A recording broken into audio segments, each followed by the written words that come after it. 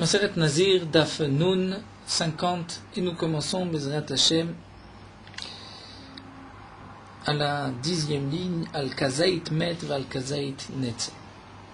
Donc nous avons vu dans la Mishnah que le Nazir, lorsqu'il a touché un mort, ou lorsqu'il a porté un mort, ou si le Nazir se trouvait dans la même pièce ou le même toit qu'un mort, Toumatoel, le Nazir doit interrompre sa Néziroute, il est impur, il a ainsi transgressé l'interdiction de la Torah qui interdisait au Nazir de se rendre impur, de toucher un mort. Quels sont les toumotes sur lesquels le Nazir mégalia? Donc dans la toumatmed, de quoi il s'agit? Si c'est un mort entier, la Gemara avait expliqué, bien évidemment, lorsque c'est un mort entier, puisque même un kazaït, même s'il n'y a que volume d'une olive d'un mort, il y a aussi la même touma. La Gemara avait expliqué que alamet signifie bien les eaux, rov binyan, rov minyan, il n'y a pas rovat samot, ou comme Rabbi Yochanan avait expliqué, il s'agit d'un nefel, un enfant qui n'était pas terminé par les tendons, par les nerfs. Ensuite, la Mishnah nous avait dit qu'il y avait aussi kazait netzel. Kazait netzel, c'est ce que nous allons voir là tout de suite. La Gemara va expliquer de quoi il s'agit, ce kazait netzel. Et nous verrons aussi al-malet tarvat rekev.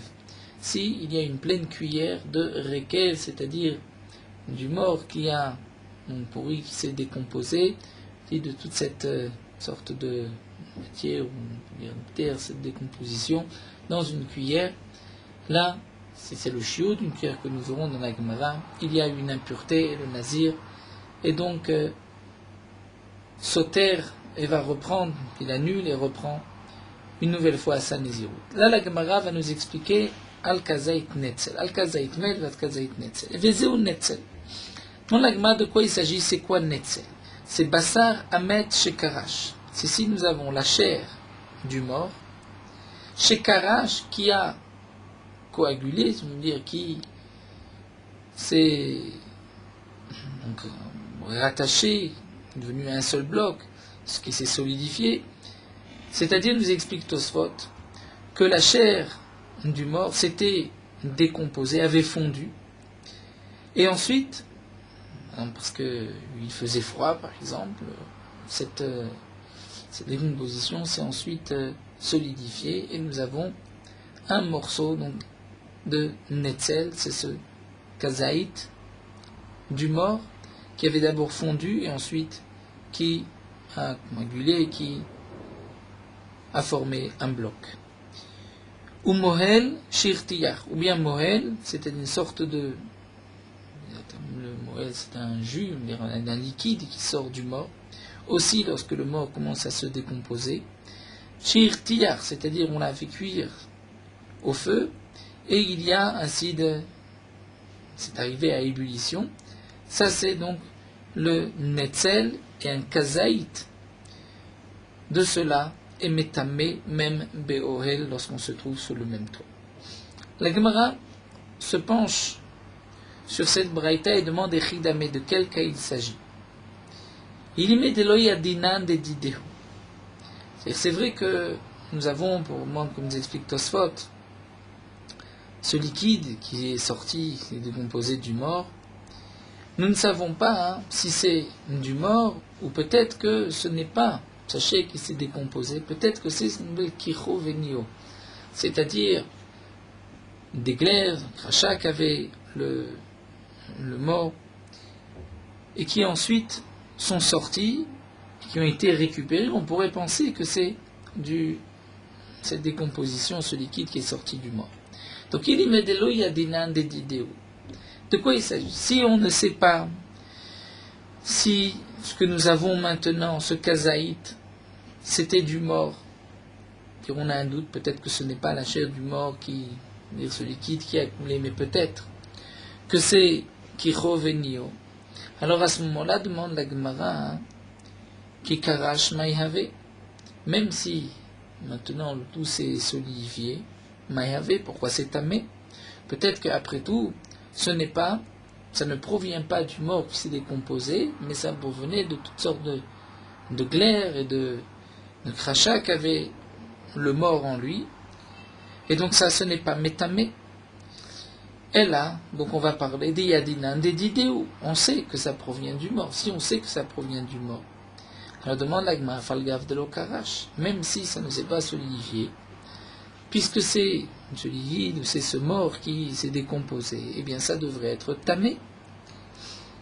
Amar Rabbi Yirmiyah répond, en vérité il s'agit ici bistam, c'est-à-dire nous savons que ça provient du mort, mais nous ne savons pas si c'est des glaives, chat du mort, ou si c'est de son corps, partie de son corps qui s'est décomposée. Donc là il suffit de voir, et karash, si karash, c'est-à-dire ça s'est solidifié, en beau froid, moelou, on sait que c'est une partie du mort. L'okarash, dilma kichovenio, si ce ne s'est pas solidifié, donc on se dit peut-être qu'effectivement ce sont des rachab, peut-être que ce sont des glaires qu'avait le mort, puisque normalement, le mort qui se décompose, ensuite, ça, on reforme, ça se solidifie. Donc en vérité, ce qui est marqué karash, c'était juste une preuve pour être sûr que c'était bien mohel, amet, que c'était une partie du mort qui s'était décomposée. Abaye va poser une question à Rabba qui n'a pas de rapport vraiment avec notre sugia de Nazir, juste un rapport avec le din de Netzel. Est-ce que yesh Netzel la behema ou en Netzel la behema? Et nous savons qu'une bête, une nevela, une bête morte, va aussi communiquer une impureté si on la touche ou si on la soulève, si on la porte. Bemaga ou bemassa. Lorsque nous avons un kazaït de netzel d'une bête, netzel, une partie de son corps qui s'est décomposée, qui a fondu, est-ce que là aussi, yesh netzel la behema, c'est considéré comme un morceau de la bête, c'est metamé, ou en netzel la behema, peut-être que cette halakha de netzel n'a été dite seulement pour les hommes, mais pas pour la bête. Mi amrinan gimire netzel deate me adam. Quand est-ce qu'on a appris que le netzel c'est metamé, c'est seulement ça provient de l'homme? Aval deate mi behemalo, mais peut-être que ça provient de la bête. On ne dira pas la même chose pour la bête, pour l'impureté de la bête. Odilma loshena, peut-être qu'il n'y a pas de différence. Le din de netzel, puisque c'est une partie du corps qui s'est décomposée, qu'on a ensuite récupérée, c'est métamé que ce soit d'une bête ou que ce soit d'un homme. La Gemara continue, dit que toute la question ne se pose que d'après Aman de Amar. Nous avons Aman de Amar qui explique Tuma Chamura ad leger, Tuma Kala ad lekelev. Et un autre qui nous dit Tuma Chamura ad lekelev. C'est-à-dire, pour prendre le cas d'une Tuma Chamura, c'est-à-dire une bête, un morceau de chair d'une bête, d'une nevela, qui peut communiquer cette impureté et qui peut rendre impur un homme, tant que le morceau de viande est encore mangeable à l'homme, ad leger, ça communique l'impureté. Dès que ça pourrit, et que l'homme, donc les guerres ici, il s'agit du guerre toshav, qui peut manger une névélote ou très forte, puisque la bête n'a pas été égorgée. Donc si ça peut être mangé par l'homme, ça peut communiquer l'impureté. Si ce n'est plus mangeable, parce que ça a pourri, même si un chien peut manger, mais l'homme ne peut pas en manger, il n'y a plus d'impureté. Pour la touma kala, c'est-à-dire pour une impureté qui est plus légère, c'est-à-dire tous les aliments qui vont avoir une autre, donc communiquer l'impureté l'un à l'autre, qui ne vont pas rendre impur un homme, là, la halakha c'est ad lekele, c'est-à-dire impureté communiquée, c'est ni impur, tant que c'est mangeable jusqu'au chien.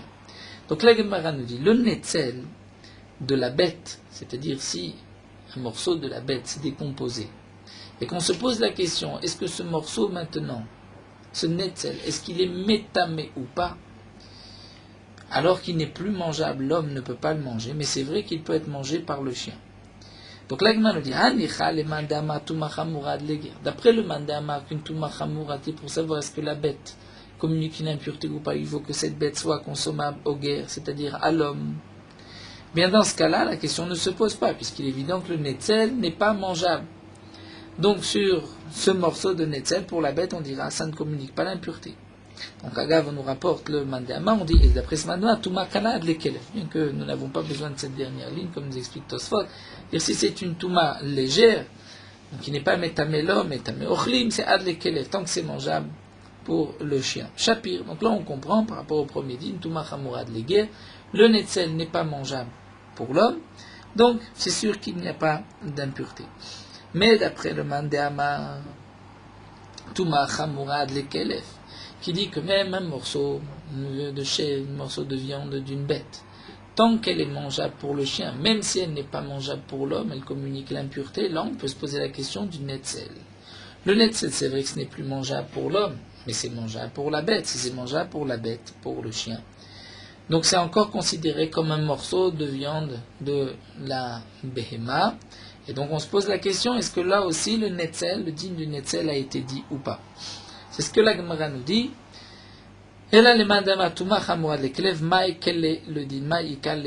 Comment on va définir le netzel d'une behema? Est-ce que c'est comme pour l'homme et c'est tamé ou pas? Alors Tashma, la Gemara va nous apporter une preuve. Quel est le digne du netzel d'une bête? C'est marqué. Imchuhu baor, tamé, bachama taor. Tosfot nous explique qu'il s'agit de la nevela d'un oiseau of taor. Nous savons qu'un oiseau pur, par exemple un pigeon, ou une colombe, qui n'a pas été égorgée, qui est mort. La colombe est morte, ou le pigeon est mort, mais il n'a pas été égorgé. C'est une nevela. Si un homme touche cette nevela, il ne deviendra pas impur, puisque la nevela qui rend impur, c'est seulement la nevela d'une bête. Mais pour un off, c'est lorsqu'un homme va consommer la nevela, bébé tablia, lorsqu'il va manger cette nevela. Bien sûr, il n'a pas le droit de manger la nevela, mais s'il mange cette nevela, il deviendra en plus, donc, à part l'interdiction d'avoir mangé la nevela, son corps deviendra impur et il communiquera aussi l'impureté. Si un homme a pris de la nevela du of taor, donc une graisse par exemple, comme Tosot nous rapporte, la Gemara dans Masechet Roulin, et il l'a fait fondre au feu. Eh bien, tamé, ça reste tamé, ça reste impur. Pourquoi? Puisque même si ça a fondu, le chien peut encore en manger.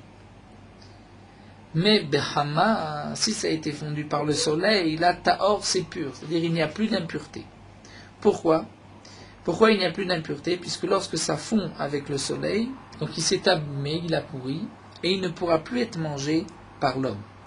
Lorsque c'est par le feu, c'est encore mangeable pour l'homme, en plus forte raison pour le chien. Farshim disent que peut-être dans Tosfot, il faudrait dire les Adam, pas les Kelef, puisque ensuite Tosfot reprend pour les Adam, pour l'homme. Donc il y a une différence, nous dit la Braïta, lorsqu'on a fait fondre la nevela d'un oiseau, donc un oiseau mort, un morceau de graisse d'un oiseau mort, si ça a été fait par le feu, ça reste tamé. Si c'est fait par le soleil, c'est taor, c'est pur, puisque l'homme ne peut plus en manger. Et donc la Gemara demande, mais si tu penses que ad lekelev, c'est-à-dire, Tosfot ici nous donne une autre girsa, il nous dit, c'est-à-dire si tu penses que même pour la béma, pour une bête, il y a ce digne de netzel. Donc si c'est pour une béma, le digne de netzel, c'est aussi pour l'oiseau. Donc si pour l'oiseau, il y a une halakha de netzel, c'est-à-dire que lorsque l'oiseau se décompose, ça reste impur, alors afilu b'chamaname, même si ça s'est décomposé au soleil, ça devrait rester impur, puisque c'est encore mangeable pour le chien. Puisque toute la question est d'après le Mandéama, la ad le kelef. Donc là, c'est encore mangeable pour le chien. Et pourtant, on voit qu'il n'y a pas d'impureté. Donc on pourrait déduire qu'il n'y a pas de netzel lorsqu'il ne s'agit pas d'un homme, mais lorsqu'il s'agit d'une bête ou d'un oiseau. Pourquoi, malgré tout, si ça a été fait au feu, ça reste tamé? Parce qu'étant donné que ça a fondu par le feu, ça n'a pas moui, ce n'est pas comme le netzel, c'est juste un morceau de graisse qui a fondu. Mais lorsque c'est au soleil, une sorte de netzel qui s'est décomposé. Alors la Gemara répond et dit non. En vérité, emat mamchele. Si le soleil va faire fondre ce morceau de graisse, quand est-ce qu'il va le faire fondre? En vérité, batar de asroar bechama. C'est une fois que le soleil l'a fait pourrir, l'a abîmé.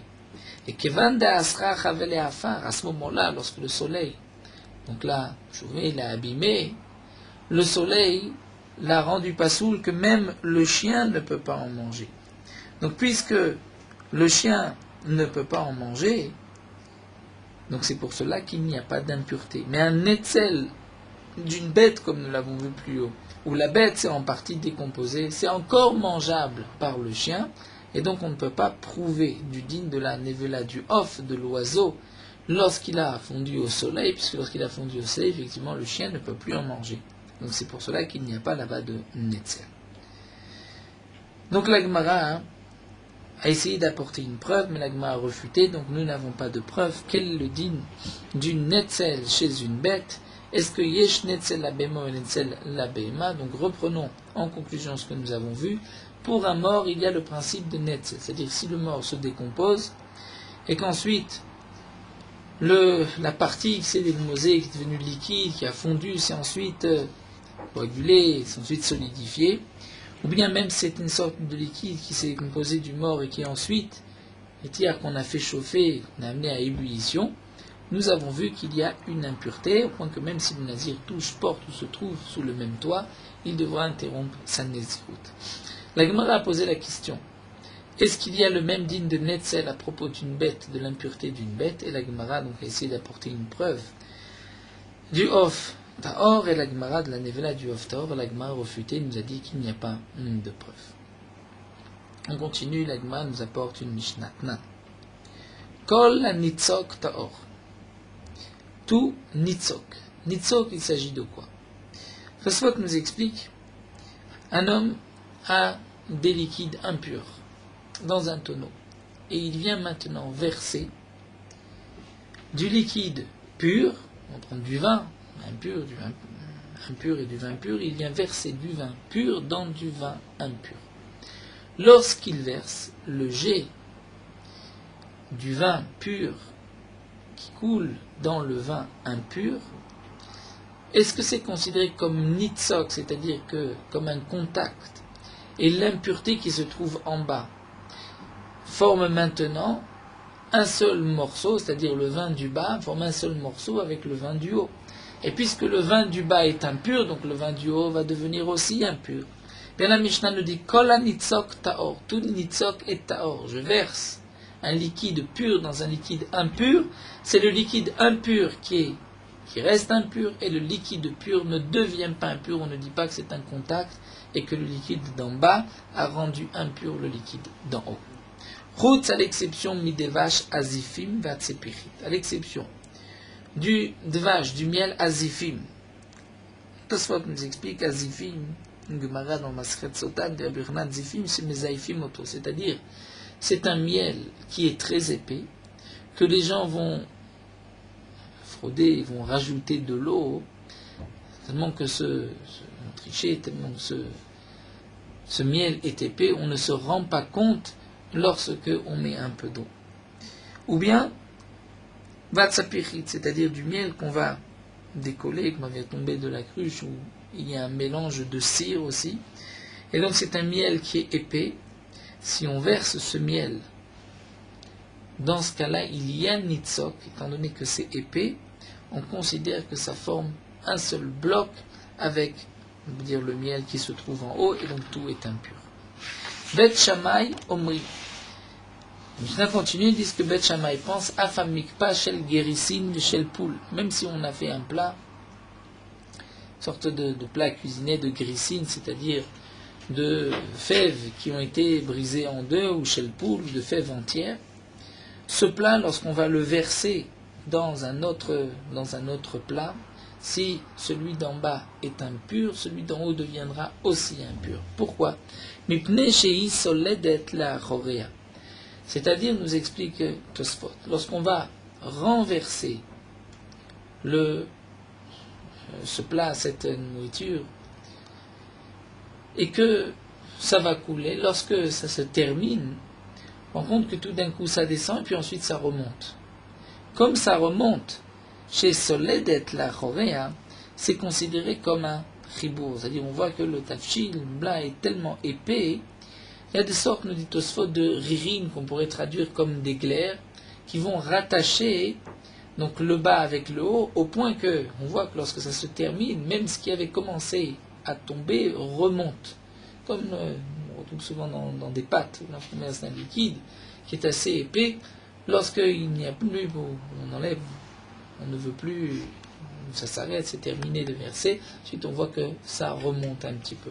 Donc puisque ça remonte, ça montre que c'est épais, et ça montre qu'il y avait un contact entre le bas et le haut, et donc c'est considéré comme nitzok. Donc nous avons une marloquette entre Tanakama et Bet Shammai. Est-ce que pour la mikpah shel Grissin c'est suffisant ou pas? Ba'er Ramed Bachama. Ramed Bachama se pose la question. Yesh nitzok leochlim ou en nitzok leochlim? Est-ce qu'il y a un din de nitzok pour les aliments ou pas? C'est-à-dire, nous explique Tosfot, un homme a fait fondre une graisse et il a versé cette graisse dans un aliment impur. Quel est le din? Est-ce que l'aliment qui est impur va, par ce contact de nitzok, ce qui coule dans l'aliment impur, va rendre impur même ce qui est en haut? La Gemara explique la question. Mi amrinan, est-ce qu'on va dire mishum deid beurere vehanel beurere? C'est-à-dire, peut-être que le din du miel, donc du miel qui était très épais, ou du miel qui était mélangé avec glacier, ou là les Chachamim m'ont dit que c'était un chibour, c'est parce qu'il y avait là-bas riré comme une sorte de glaire, c'est-à-dire, comme nous l'avons expliqué d'après Bet Shammai, nous dit Tosfot, lorsqu'on verse, ensuite ça va même remonter. C'est vrai que les Chachamim ne sont pas d'accord avec Bet Shammai à propos du mikpah shel Grissin, puisque là la question est de savoir est-ce que les rines pour la mikpah shel c'est suffisamment épais ou pas. Bet Shammai pense que c'est suffisamment épais, mais Tanakama pense que non. Mais en tout cas pour les autres aliments, puisqu'il n'y a pas assez, il n'y a pas assez riri, lorsqu'on verse et qu'on s'arrête ou c'est terminé, ça ne remonte pas, donc peut-être qu'il n'y a pas le din de nitzok. Odilma, ou peut-être l'agma pose la question Mishum dismichimu. C'est-à-dire la raison de Tanakama, ce n'est pas parce qu'il y a l'air, c'est parce que c'est simplement épais. Ve'acha smichim. Et là aussi, la graisse qui a fondu, c'est aussi épais, et puisque c'est épais, ça peut être nitzok. Donc la question de l'agma est quelle est la définition de nitzok? Est-ce que le nitzok que nous avons vu dans la marloquette de Bet Shammai et Bet Hillel, et qu'on voit que kol nitzok ta'or, à l'exception du dvash azifin et atzpechin, pourquoi le dvash azifin? On dit que le nitzok peut rendre tamé ce contact, rend tamé ce qui est en haut. Est-ce que c'est parce qu'il y a des riri, c'est une sorte de glaire, c'est rattaché, ou bien simplement parce que c'est épais? Le fait que ce soit épais, c'est un chibo. La différence, c'est pour la question de Rameh Bachama pour des aliments, comme par exemple une graisse qu'on a fait fondre. Il n'y a pas de ririne, mais c'est épais. Est-ce que dans ce cas-là, ça sera nitzok ou pas? Amar Rava. Rava nous dit Tashma. Nous allons apporter une preuve. Une preuve d'une Tosefta, où c'est marqué Chelev Amet, un morceau de graisse, un kazaït d'un mort, Shiu Shalem, qui était complet. C'est-à-dire complet, il y avait un kazaït.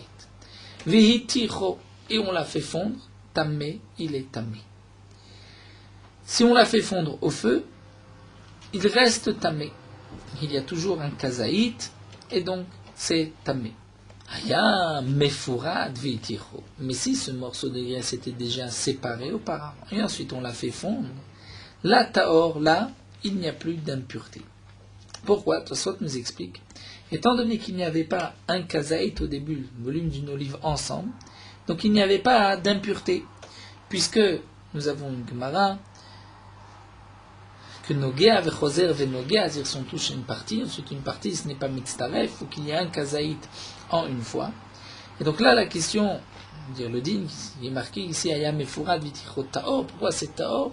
Parce que c'est vrai que maintenant, le tout ne forme qu'un seul kazaït, mais ça a été fait par l'homme, par l'action de l'homme. Et on pense que Chibour al-Yedé Adam est no Chibour. C'est-à-dire si c'est l'homme qui va réunir, qui va rattacher, ce n'est pas considéré comme un Chibour. Quelle est la preuve de Rava? Donc Rava nous dit, oui, Salkadatar en nitzok leochlim, shalem vitichon amelitaer.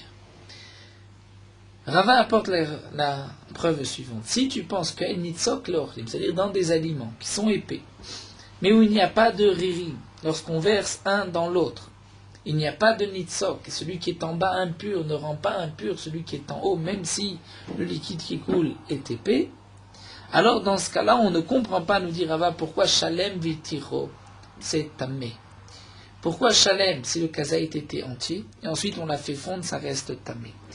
Et Tosfot nous explique pourquoi on ne comprend pas. C'est parce que lorsque ça a fondu, il est impossible qu'il n'y ait pas une petite goutte, un petit morceau qui se soit détaché. Et donc s'il n'y a pas de nitzok qui est mechaber, donc on ne peut pas dire qu'il y avait un morceau de kazaït entier qui est maintenant toujours un kazaït mais fondu. C'est-à-dire qu'il y avait des morceaux qui ensuite ont formé un seul bloc. Et là, ce n'est pas tamé, puisque ce n'est pas le morceau de kazaït initial que nous avions au début. C'est vrai qu'ici, il ne s'agit pas d'un nitzok, comme nous avons vu auparavant, où on va verser un liquide dans un autre. Mais l'Agma considère que même s'il se détache, mais il y a encore un lien, comme donc ce nitzok que nous avons vu. Il y a même des rishonim qui expliquent que dans ce cas-là, on parle même d'un nitzok.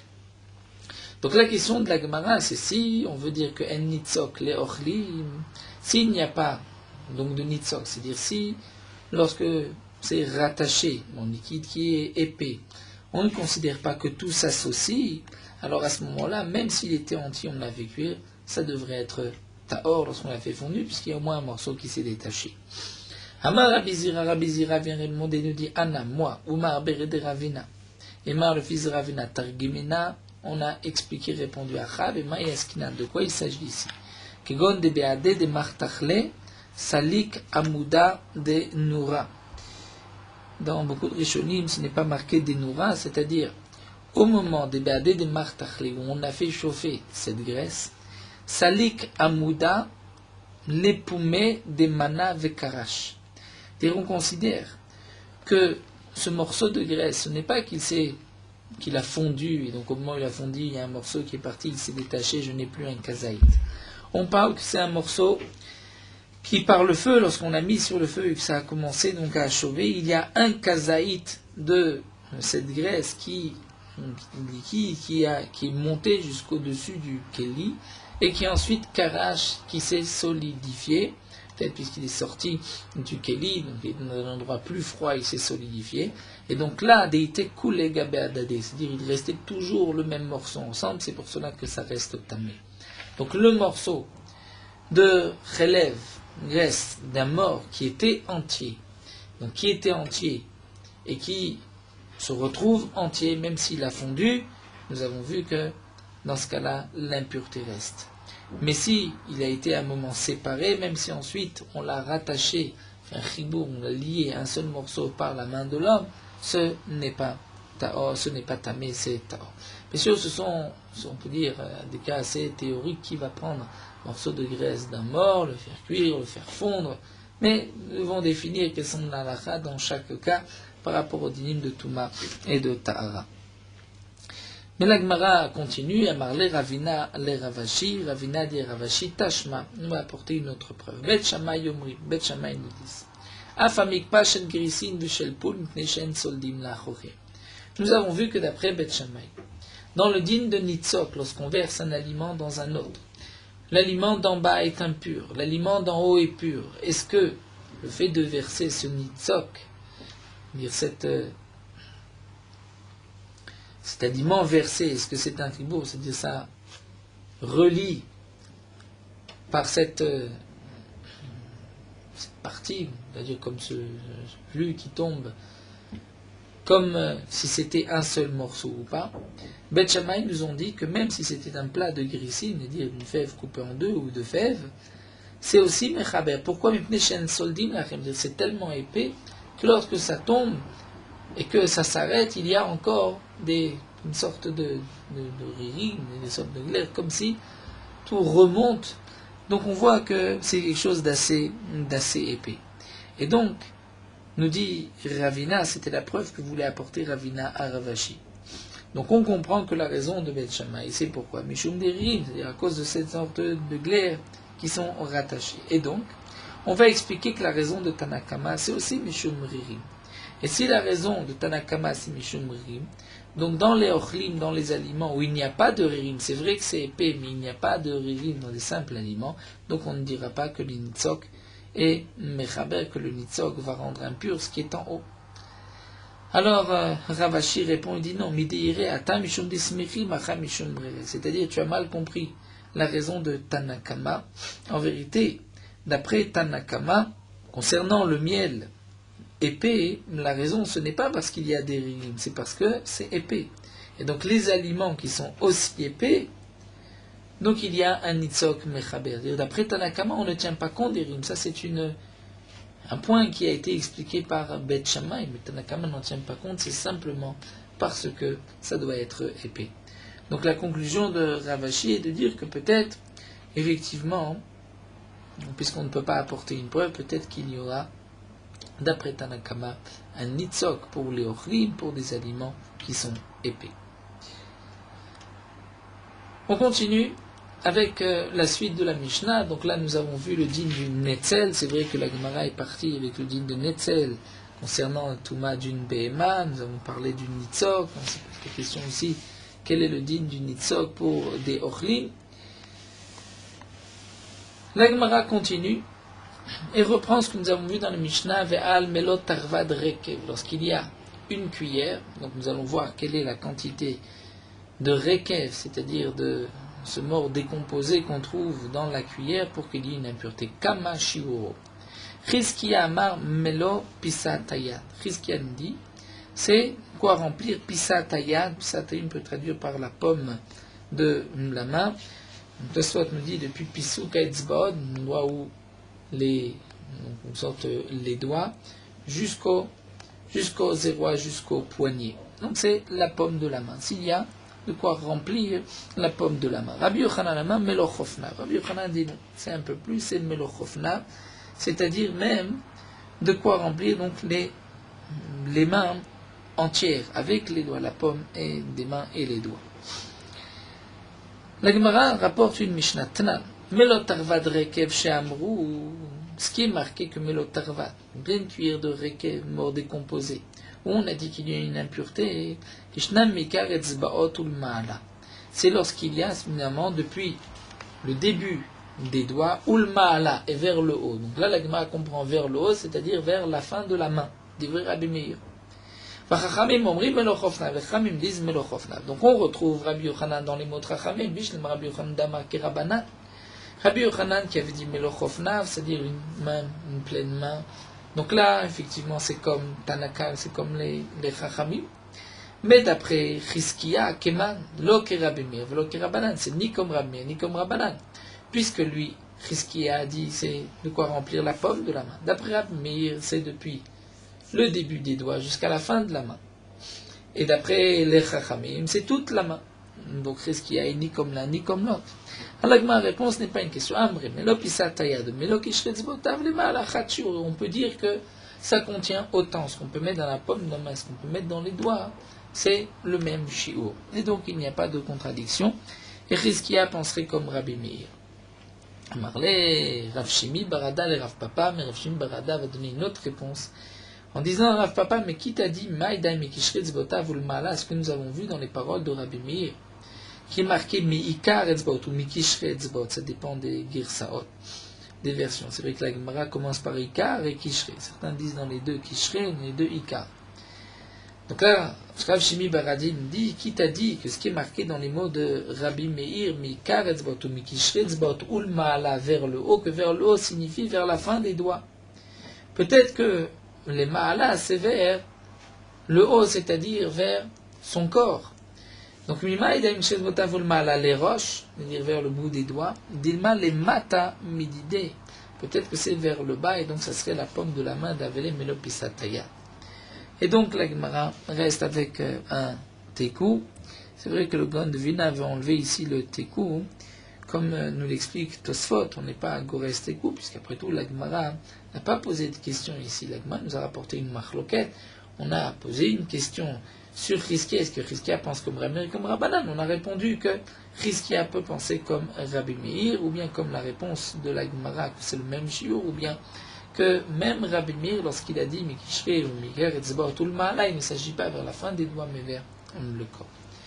Voilà, nous allons nous arrêter ici. C'est vrai que ce sont des dapim qui sont assez abstraits et assez difficiles, mais nous n'avons pas terminé cette sunya de Moueket, qui s'allonge encore sur quelques dapim. Poursuivons avec Morot Halacha d'Afenoun. Lorsqu'un homme se rend dans la synagogue ou pour toute une mitzvah, il se doit de courir jusqu'au moment où il arrive à la porte de la synagogue. Puisque le fait de courir en allant à la synagogue, montre que on a une volonté et qu'on a envie de se rendre à la synagogue pour prier à Kadosh Baruch Hu. Bien sûr, il faut faire attention de ne pas paraître bizarre entre guillemets, de ne pas courir trop vite, donc de se dépêcher, mais il n'est pas nécessaire de courir et d'étonner tous les gens qui se trouvent tout autour. Lorsqu'un homme se rend dans la synagogue, donc à plus forte raison qu'il ne faut pas s'arrêter au milieu du chemin pour discuter avec son ami, puisque souvent par cela on risque de manquer au Barechou et même à la Kedusha. Le Shabbat, il y a aussi une mitzvah de courir et de se presser, de se rendre à la synagogue, bien que pour toute chose, au but profane, Shabbat, nous avons l'interdiction de faire de grands pas. La mitzvah de courir et de se dépêcher, c'est d'arriver rapidement à la porte de la synagogue. Mais lorsqu'on rentre dans la synagogue, là on doit rentrer doucement, avec crainte et soumission devant Akadosh Baruch Hu.